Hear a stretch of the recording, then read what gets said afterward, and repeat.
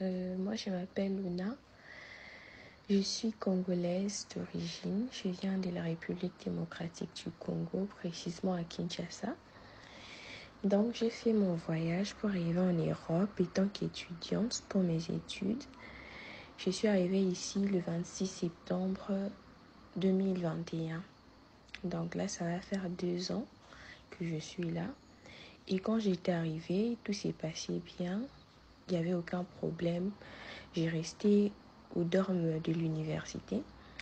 Et arrivé à un moment, il fallait que je puisse quitter les dormes pour aller louer une maison. En cherchant la maison, je me suis rencontrée avec une fille. Elle aussi, elle était à la recherche d'une maison. On me l'a présentée à travers un agent. On s'est mis ensemble, on a commencé à chercher la maison jusqu'à ce qu'on a trouvé une maison. Et en trouvant la maison, on était déjà à 3 filles. Genre, on habitait dans un 3+1 et on était à 3. Du coup, moi, j'avais ma chambre et les 2 autres avaient leur chambre. Et on cohabitait ensemble, Tout s'est passé bien au début. Jusqu'arrivé à un moment, j'ai commencé à remarquer que la fille aimait trop aller en boîte. Elle aimait trop aller en boîte. Elle sortait que la nuit et la journée, elle dormait. Et un temps là, elle a commencé maintenant à entraîner la fille avec qui nous étions à la maison dans des boîtes de nuit et tout. Dans des boîtes de nuit, ce genre de choses. Moi, je suis dormie à la maison et elles étaient sorties. Je suis restée seule à la maison, je me suis endormie. J'ai fait un rêve, j'ai vu la fille avec des serpents attachés aux pieds. Des serpents attachés aux pieds.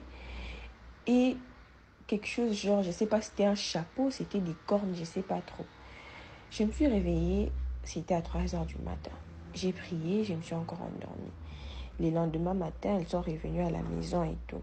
Je lui ai parlé, j'ai dit, bon, je sais pas pourquoi tu me parles pas, mais moi je dois te parler parce que je vais faire un sens sur toi et c'est pas du tout bien. Tu dois prier et tout ça. Je lui ai expliqué les rêves. Et puis elle m'a dit que oh non, un moment là, je sens comme si c'est pas moi qui utilise mon corps, c'est comme si on utilise mon corps, ce genre de choses et tout. Un jour, j'étais en train de prier dans ma chambre. Elle est venue, elle m'a dit, toi tu penses que la vie que toi tu mènes, moi ça me plaît.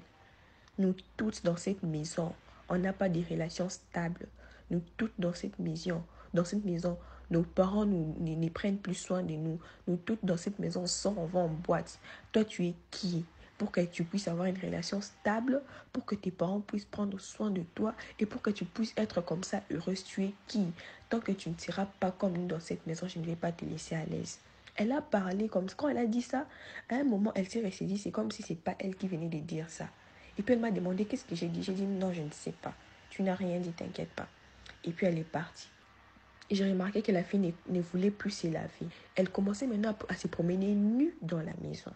Nue, quand j'ai dit nue, c'est nue, sans habit, rien du tout. Elle commençait à se promener nue. Elle montrait à tout le monde sa nudité. Des fois, tu peux être là, tu as des visiteurs et boum, elle apparaît comme ça, nue devant les gens. Et elle ne va même pas s'excuser. Elle ne va même pas s'excuser, même pas un peu.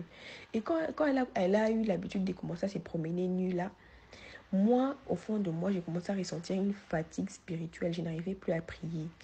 J'étais vraiment fatiguée. Si je me réveille pour prier, il y a un esprit qui va me dire repose-toi encore un peu, il y a encore du temps. Et quand je vais encore poser ma tête sur le lit, c'est pour me réveiller le lendemain matin. Et je ne veux pas prier. Même si j'essaye de prier, je vais commencer à avoir des pensées bizarres qui vont me distraire. Et j'ai continué de vivre avec elle. Quand j'ai continué de vivre avec elle, elle a commencé maintenant à faire... Elle a acheté un savon. C'était un savon, elle m'a dit qu'elle avait acheté ça chez une fille nigérienne. Elle m'avait même dit, oh non, je vais aussi t'acheter les mêmes savons.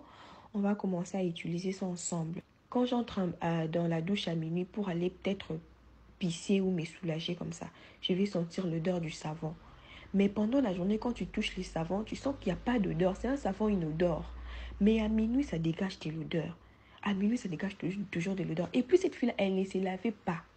En tout cas, je ne l'ai jamais vue se laver dans notre maison quand on habitait ensemble. Je n'ai jamais vu cette fille-là se laver. Jamais en aucun jour. Mais ces savons-là dégageaient de l'odeur à minuit. Chaque jour à minuit, ça dégageait de l'odeur. Chaque jour à minuit, ça dégageait. C'était un savon mystique.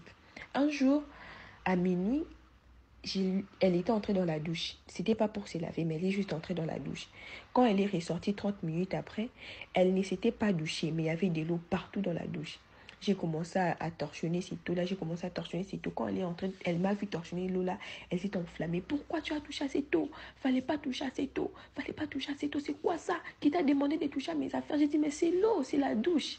Quelqu'un peut venir ici, peut glisser. C'est pas bien de laisser comme ça. Oh non, faut pas toucher et tout. Faut pas toucher, faut laisser comme ça. J'ai laissé. Quand j'ai laissé ça, elle a encore pris de l'eau, elle a renversé et puis elle s'est enfermée dans la douche jusqu'au lendemain matin. Elle n'est pas ressortie de la douche jusqu'à demain matin, 7 heures. Elle est sortie de la douche, elle a pris la route, elle est sortie, elle est partie faire ses trucs. En rentrant, moi j'étais sortie, j'étais allée à l'église. Je suis allée à l'église, je me suis dit, bon, ça me dépasse un peu, je vais un peu parler de ça avec mon père spirituel. J'ai commencé à parler de ça avec mon père spirituel, de parler avec mon père spirituel. Mon père spirituel m'a dit, attention, il y a quelqu'un qui nous observe. J'ai dit, quelqu'un qui nous observe. Mon père spirituel m'a dit, oui, rentre chez toi et Dieu va te révéler. Quand je suis arrivée à la maison, quand j'ai mis seulement mon pied devant le portail, elle est directement venue. Tu viens d'où? J'ai dit, je viens de l'église. Pourquoi? Tu ne sais pas que moi, tel que je suis là, il y a des gens qui te contrôlent pour moi. J'ai dit, des gens qui me contrôlent pour toi. Oh oui, je t'avais déjà dit que ta vie ne me plaît pas. Je t'avais déjà dit que ta vie ne me plaisait pas. Donc j'ai mis mes espions pour t'espionner. Un jour, tu as raté un accident. C'était moi qui ai envoyé cet accident-là. Elle m'a dit, mais toi, je me suis mise. Elle a commencé à parler, elle a parlé, elle a parlé, elle a parlé, elle a parlé. Et elle parlait, c'est genre, elle me parlait. Moi, je m'étais tue. Je l'écoutais. Elle me parlait. Et c'est comme si elle tenait une conversation avec les gens qui étaient à côté d'elle. Mais il n'y avait que moi et elle dans la maison. C'est comme s'il y avait des gens à côté d'elle. Elle tenait une conversation avec ces gens-là. C'est comme si elle parle et puis elle demande à ces gens, tu vois, c'était comme ça, non? Et la personne répond oui et elle me parle en retour. Je ne comprenais pas. Je lui ai dit, tu parles à qui? Oh, je parle à mes espions, les gens qui t'accompagnent quand tu sors. C'est à eux que je suis en train de parler. J'ai dit, mais moi, je ne vois personne. Elle m'a dit, oui, tu ne verras personne. Parce qu'ici sont mes gens à moi, de mon monde à moi. Tu ne verras personne. Ce sont les gens de mon monde à moi. Je te laisse juste une semaine pour quitter cette maison. Si tu ne quittes pas cette maison, tu verras ce qui va t'arriver. Je lui ai dit, je ne vais pas quitter cette maison. C'est pas toi qui paye le loyer dans cette maison. Tant que j'ai mis mon argent dans cette maison, je ne quitterai pas tant que ce ne sera pas Dieu qui me demandera de quitter. J'ai commencé à prier, j'ai commencé à prier, j'ai commencé à prier. J'ai commencé à remarquer des attaques. Elle commençait, des fois, je dors. Je me réveille, je la vois debout, sur le seuil de mon lit, en train de m'observer. Quand je la regarde, je dis, mais pourquoi tu m'observes? Elle rit et puis elle part.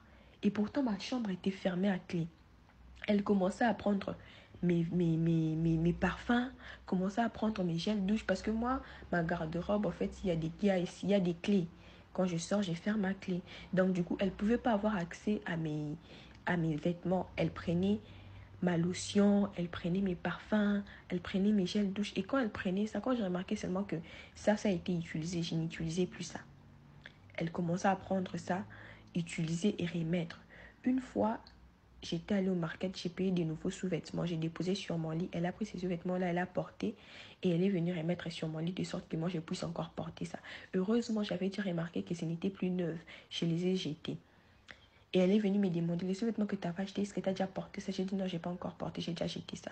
Elle m'a dit, tu as la chance, tu ne vas pas te mettre à l'aise dans cette maison jusqu'à ce que tu vas quitter. Commencer à faire des choses bizarres. Deux fois, elle vient nue dans ma chambre, elle commence à danser, elle commence à faire des trucs, des danses sensuelles, ce genre de choses. Et puis elle ressort, elle part. Moi, je continue toujours à prier, je continue toujours à prier.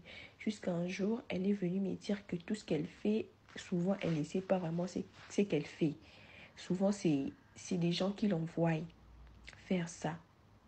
Elle commençait à mettre des blocages dans nos vies, de moi et l'autre fille. Il y avait même des temps, j'ai commencé à dormir affamée jusqu'à ce que je me suis décidée, bon, je dois quitter cette maison. J'ai quitté la maison. En vrai, je vivais avec une fille qui était utilisée dans le monde spirituel. Une princesse, je ne sais pas, elle avait dit une princesse d'un royaume là, de monde spirituel. Elle avait dit ça. Donc c'est juste pour dire que nous devons faire attention avec les gens avec qui nous habitons à l'étranger. Voilà un peu mon histoire. Que Dieu vous bénisse.